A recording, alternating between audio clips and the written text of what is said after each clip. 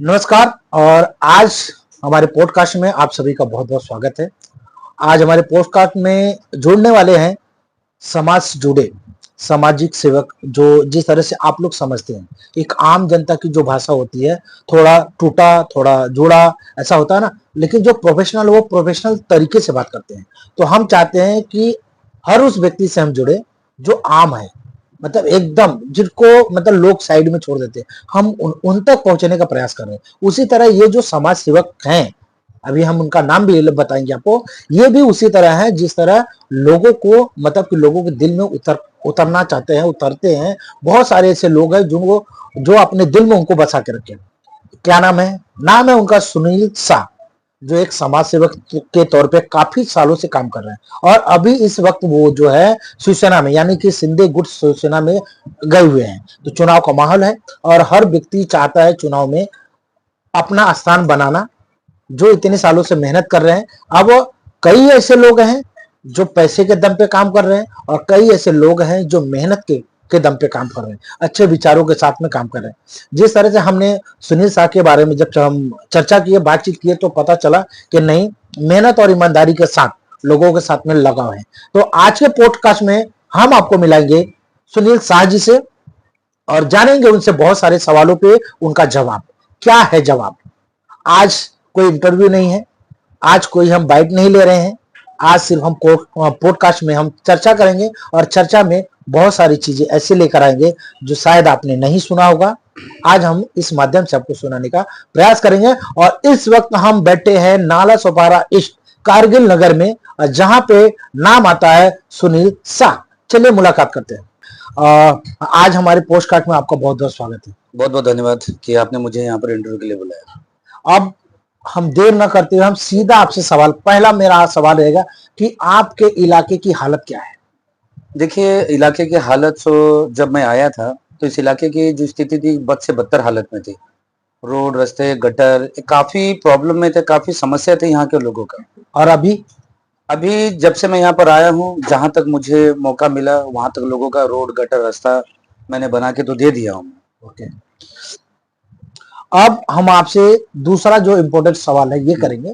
जिस तरह से देश में भ्रष्टाचार को लेकर हम बात करते हैं और आम जनता भी करती है और बड़े लोग भी करते हैं कि भ्रष्टाचार कब करते हैं। तो जैसे आपके इलाके में, आपके एरिया में जैसे अवैध निर्माण हो गया, भ्रष्टाचार हो गया, इसको मिलाकर इस पर आपका क्या नजरिया, क्या सोच है? देखिए, भ्रष्टाचार का अगर आपसे एक बात कहूँ तो इससे पहले की जो पार्टी थी यहाँ पर हमारे विरारवासी शहर की, उन्होंने तो कितना करप्शन किया ये तो जग जाहिर है। एक आप मुझसे इंटरव्यू लेके पूछेंगे तो मैं, वो सीमाएं नहीं है यहाँ पर उन लोगों का जो भ्रष्टाचार किए। तो आप कभी भी आम जनता को भी पूछेंगे तो खुद ही आपको बता देंगे कि जो यहाँ की पहले की जो सत्ताधारी पार्टी थी उन्होंने लोगों के लिए कितना भ्रष्टाचार किया है। वो आपको मेरे से नहीं, लोगों से पूछना चाहिए। ठीक है, अब हमारा जो नेक्स्ट सवाल ये है कि हमारे जो बॉडी है, हमारी बॉडी में 75% पानी में होता है और पानी का सबसे बड़ा मुद्दा है। इस पर क्या कहेंगे? देखिए, आपने जो सवाल पूछा है काफी अहम सवाल है। देखिए, पानी का तो मैं तो चाहता हूँ कि हर घर पानी मिले, हर लोगों को पानी मिले। आज से 1 साल पहले हमारा जो 41 बिल्डिंग, आपको पता होगा 41 बिल्डिंग जो टूटा था, उसके बाद से हमारी महानगर पालिका ने ये कह के पानी रोक दिया कि सुप्रीम कोर्ट ने बोला है कि हम किसी को पानी नहीं देंगे। अच्छा, देखिए सर, पानी ये हमारा अधिकार है। बाबा साहब आम्बेडकर ने हमें जो अधिकार दिया है, इसमें पानी, रोड, रास्ता ये हमें कोई रोक नहीं सकता। अभी महानगर पालिका ने ये क्या हिसाब से उन्होंने रोका है, महानगर पालिका को ही पता है। आज हमारे यहाँ पर लाखों करोड़ों घर हैं। क्या हमारी महानगर पालिका ये नहीं समझ सकते कि पानी सबको देना चाहिए? पानी कोई नहीं रोक सकता है, नगर पालिका तक नहीं रोक सकती पीने के पानी अगर किसको प्रोवाइड करना होगा तो। अब जो मेरा नेक्स्ट सवाल ये है कि जिस तरह से आप समाज सेवा कर रहे थे, जी हाँ, समाज सेवक बन के काम कर रहे थे, अब चुनाव में आप शिवसेना शिंदे गुट को चुना। जी हाँ, ऐसा क्यों? शिवसेना ही क्यों? देखिए क्या है कि हमारे माननीय उप मुख्यमंत्री साहब जो एकनाथ शिंदे साहब है, इन्होंने बहुत स्ट्रगल किया है अपनी लाइफ में। उनके जो आनंद दीर्घे, स्वर्गीय आनंद दीर्घे जो थे, इनके जो गुरु थे, उन्होंने भी बहुत स्ट्रगल किया था। आज हम भी स्ट्रगल कर रहे हैं, आज हम भी रोड रास्ते में उतर के मेहनत कर रहे हैं। तो ये चीज मुझे जुड़ाव लगा कि एक साधारण सा व्यक्ति इतनी मेहनत करने के बाद आज हमारे महाराष्ट्र राज्य के पहले मुख्यमंत्री थे, अभी उप मुख्यमंत्री बन सकते हैं। तो हम जो आज ग्राउंड लेवल पे जमीनी स्तर पर जो लोगों से कंधा मिला के काम कर रहे हैं, तो हम क्यों नहीं आगे बढ़ सकते, हम क्यों नहीं काम कर सकते। उनकी प्रेरणा ही हमें आगे बढ़ाने के लिए बताया बताया कर रहे हैं कि भाई उन्होंने जो मेहनत की आज हम भी कर रहे हैं, आज वो सक्सेस हैं, तो आने वाले टाइम पे अगर उनका आशीर्वाद हम पे रहा तो शायद आने वाले टाइम पे हम भी आगे बढ़ सकते हैं। ठीक है, चलिए, मतलब एक तरह से आप ये कहना चाहते हैं कि उनके संघर्ष को देखते हुए जी हाँ, आप उनके साथ जुड़े हुए हैं। जी हाँ, ओके, ठीक है। अब इसके बाद जो सवाल आता है, युवाओं की बात आती है। युवाओं के लिए। ठीक है, युवाओं को क्या चाहिए? रोजगार चाहिए। तो क्या लगता है कि आपके आने से या आपके प्रयास से वसई विरार के अंदर में, आपके इलाके में बेरोजगारी जो है युवाओं में, वो थोड़ा बहुत आप कहीं कमी कर पाएंगे? कोई रोजगार लाएंगे? कुछ ऐसा व्यवस्था, कुछ ऐसा प्लान जो आपके माइंड में हो? देखिए सर, एक्चुअली क्या है कि आपको पता है कि हमारा विरार शहर, वसई शहर जो एक इंडस्ट्रियल हब है। आप वसई क्षेत्र में जाओगे ना सर, दुनिया भर के इंडस्ट्रियल हैं। 8-8 घंटा, 12-12 घंटा वहां पर ड्यूटी पे बहुत लोग जाते हैं। अभी आप कितने पढ़े लिखे हो डिपेंड उस पर भी करता है। क्या पता आप कंपनी में काम पे जाने लायक हो, या आप सोच रहे हो कि मुझे कुछ आगे बढ़ना है। तो इंडस्ट्रियल में, जिनको इंडस्ट्रियल में काम करना है 10 या घंटा 12 घंटा, वो तो इंडस्ट्रियल में जाके काम कर ही रहे हैं। यस। जो कोई पढ़े लिखे हैं, जो यंग हैं, वो तो कहीं मुंबई में जाके अपना नौकरी तलाश रहे हैं, जॉब तलाश रहे हैं। जिनको जैसी इच्छा मिल रही है वो ऐसे जॉब कर रहे हैं। लेकिन सवाल ये है, वो तो कर रहे हैं, वो तो प्रयास करेंगे ही कर, लेकिन आपके आने के बाद में आप क्या लाने वाले? देखिए आप हमारे क्षेत्र की मैं क्या आपसे महानगर, जिस तरह से महानगर पालिका के माध्यम से या आपकी जो शिवसेना है, जैसे कि शिवसेना और बीजेपी तो गठबंधन में है, अब तक तो उनके कार्यभार को जनता ने बहुत खास तो महत्व नहीं दिया है, लेकिन फिर भी क्या लगता है वसई विरार में कुछ नया होने वाला है? होगा रोजगार कुछ? देखिए रोजगार तो आने वाले समय पे इस विषय में बात करेंगे हम, और हमारे जो मुख्यमंत्री हैं, उप मुख्यमंत्री हैं, उनसे भी हमारे विरार वसई के 145 लाख जो 45 लाख जो जनता है, उनमें से कितने बेरोजगार हैं और कितने लोगों को जॉब की रिक्वायरमेंट है, आने वाले समय में इसका प्लान किया जाएगा। हमारे यहाँ पर 3 एमएलए भी हैं।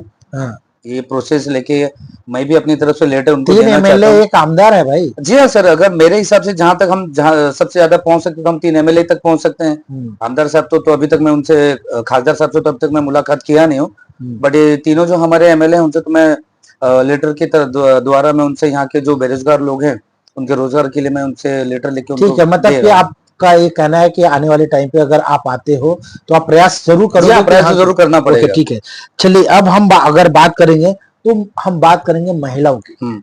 हर बार समस्या अगर कहीं खड़ी होती है तो महिलाओं की हो जाती है, क्योंकि वो शाम को, रात में बहुत सारी महिलाएं जॉब पे जाती हैं, उन्हें बहुत तकलीफ होता है आने जाने का।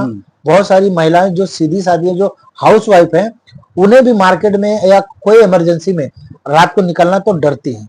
तो महिलाओं की सुरक्षा और सुविधा के लिए क्या है? देखिए सुविधा के लिए अगर मैं आपको अपने क्षेत्र के बारे में आपसे बताना चाहूंगा कि हमारे जो कारगिल के क्षेत्र है ना, वहां पर हमने एक सार्वजनिक, मतलब नगर पालिका के द्वारा एक हॉस्पिटल निर्माण किया हूं मैंने। हमारे यहाँ की जितनी भी महिलाएं हैं जो बिलाल पड़ा जाते हैं या नगीदस पड़ा जाते हैं, तो ये सारी महिला माताओं को ना वहां जाने की आवश्यकता नहीं पड़ेगी। कारगिल का ऐसा क्षेत्र है, लायंस सदर स्कूल के पीछे हमने एक हॉस्पिटल बनाया है। तो अगर मेरे ब्रॉडकास्ट के माध्यम से, आपके ब्रॉडकास्ट के माध्यम से जितने लोगों तक ये मैसेज जाना चाहता है, तो मैं बता देना चाहता हूँ कि कारगिल में एक हॉस्पिटल बना है। दूसरी, आप सुरक्षा की बात कर रहे हैं सर, हमारे क्षेत्र में मैंने यहाँ पर 2 बीट चौकी का निर्माण करने का प्लान बनाया है।